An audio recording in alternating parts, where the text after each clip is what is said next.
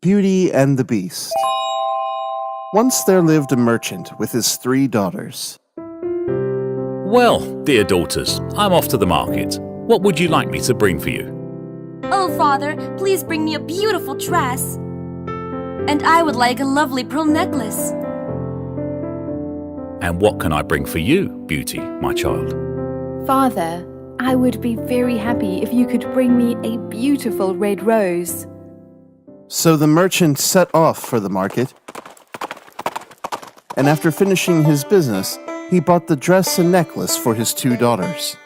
Ah, well, I've finished my business and shopping. It's time to head back home. It's getting late, so I'll pluck the red rose for Beauty on the way. The merchant was halfway home when suddenly there was a loud clap of thunder with lightning, and it started raining heavily. What awful weather! How am I going to reach home in this fierce storm? I can't even see any sign of shelter. Suddenly, the merchant saw a bright light, and going on near, he saw a beautiful castle. No one seemed to be around, so the merchant went inside. Oh my!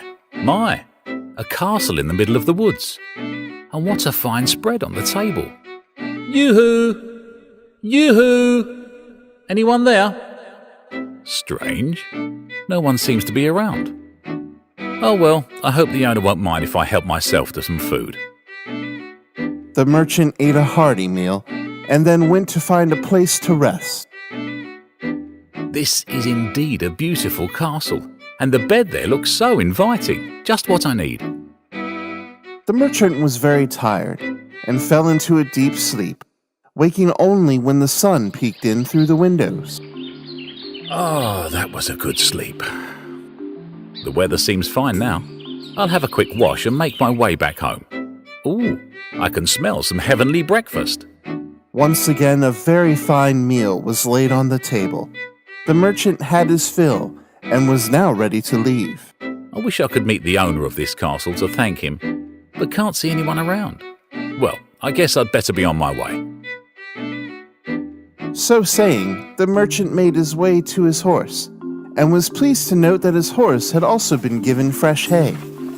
Just as he was about to mount his horse, he saw a bush with beautiful red roses, and remembered his daughter's wish.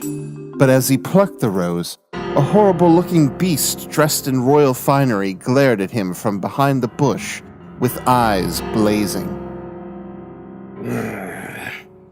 You're an ungrateful man.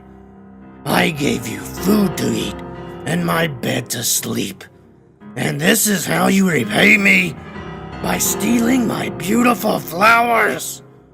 You shall be killed for this. Oh, sir, I'm very, very sorry. I didn't mean to steal. My youngest daughter, Beauty, had asked me to bring her a rose flower, and I was taking it for her. Well, I will let you go on one condition. Anything, sir. I will do anything. When you go back, you will send your daughter, Beauty, to live with me here in my castle. What? Oh, sir. You can leave only if you agree to my condition. The merchant had no choice but to agree to the beast's condition. With a heavy heart, he left the beast's castle and returned home. Oh, Father, I love this dress. I can't wait to try it on. This pearl necklace is just beautiful. I'm sure my friends will be so envious. Thank you for this beautiful rose, Father. But why do I get the feeling that something is worrying you? Oh, my dear, dear Beauty. Unlike your sisters, you know me so well. I really don't know how to tell you. You can tell me anything, Father. I just don't want to see you troubled like this. The merchant then told Beauty all that had happened, and the promise he had made to the beast. My dear, I don't want you worrying your pretty head about it. I'll figure something out. No, Father. You have given your word. It is because of my rose that this happened, so I will go to the beast. With a heavy heart, the merchant went out and left his precious daughter at the beast's castle. Beauty was at first terrified on seeing the beast, but the beast was so gentle and kind to her that slowly Beauty lost her fear of him. The beast is very ugly, in fact, quite frightening to look at. But he has treated me so well. He is indeed a noble soul. So life went on. Beauty spent her days in the beautiful gardens of the palace, and the evenings she would sit in front of the fireplace doing embroidery. The beast sat near her, happy just observing her. However, one day things changed. Beauty, I've been wanting to ask you something for a very long time. Will you be my bride? Beauty was shocked. She had got used to the beast around her, but marriage? She could not even think of marrying such an ugly creature. I do like you a lot, sir, but the thought of marriage has never entered my head. It's all right. I'm not offended by your answer. No more was said, and life continued as usual.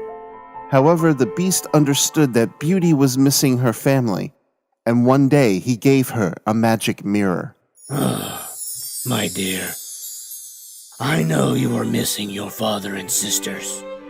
Come, have a look in this mirror. Beauty could not believe her eyes.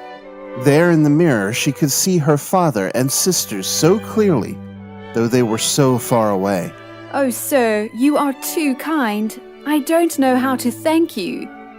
One day, when Beauty went to the magic mirror, she was shocked to see her father ill and in bed.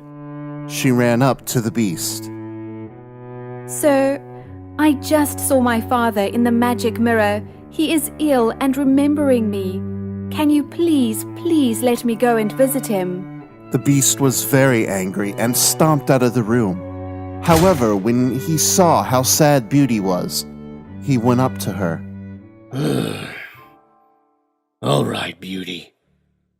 I'll let you go to your father, but on one condition. You have to return to the castle in 1 week. I promise I will come back. You have been so kind to me. I cannot even think of breaking my promise. And so Beauty went to visit her sick father. My child, oh, how I've missed you. I cannot forgive myself for the situation I have put you in. No, father. You must not blame yourself and make yourself ill. The beast has been extremely kind to me. And even though I miss you and my dear sisters, I can see you every day through a magical mirror that the beast has given me. With his precious daughter with him again, the merchant became well very soon. Beauty was so happy to be with her family again, and she completely forgot about the promise she had made to the beast. And one night, she had a horrible dream. She saw the beast calling out her name. He seemed to be in a lot of pain and was begging Beauty to return to him. Oh, how could I have forgotten the promise I made to the beast? He has been so good to me, looked after me so well. I have been so happy with my own family that I completely forgot about him. Beauty rushed to her father's room.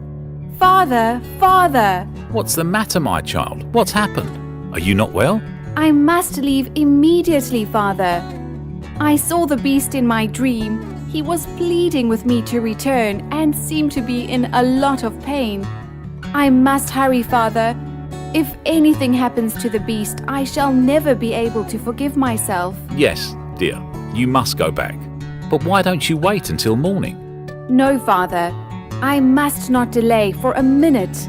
The beast needs me, and I must go to him immediately. So saying, Beauty quickly got ready and ran to her horse, and was soon on her way to the beast's castle. When she reached, she could not see the beast anywhere. I hope I am not late. I couldn't bear it if anything happened to the beast. After being away from him, I now realize how good he was. Oh, where do I look for him? Suddenly, Beauty heard a groaning sound from the garden. Well, She ran there, and among his beautiful rose bushes lay the beast. She then sat down near the beast, and tears started flowing down her cheeks. I am so sorry that I broke my promise. I didn't mean to. I really didn't. Please, don't leave me. I want to marry you. I really do. Suddenly, a miracle happened before Beauty's astonished eyes. As soon as she uttered the words, the beast began to transform into a handsome young man. What is happening? Who are you? Beauty, I am actually a prince. The prince of this castle. An evil witch had cast a spell on me. She changed me into this beast that you saw me as. Only if someone agreed to marry me the way that I was, would the spell be broken. I fell in love with you as soon as I saw you, and I now know that you are a lovely person also. I was afraid to let you go in case you did not come back. Beauty, will you marry me? I feel I am in a dream. Is this really happening? This is no dream, my darling. I am a prince. And now you are going to become my beloved princess. Come, let's go and tell your father. I am sure he was very sad that you had to stay here. But now when he knows the truth, he would no doubt be very happy for us. Beauty and her prince led a long, happy, and loving life. Puss was very sad to see his master so depressed, and went and gently rubbed Jack's cheek with his paw. Do not despair, dear master. I know you think I am good for nothing,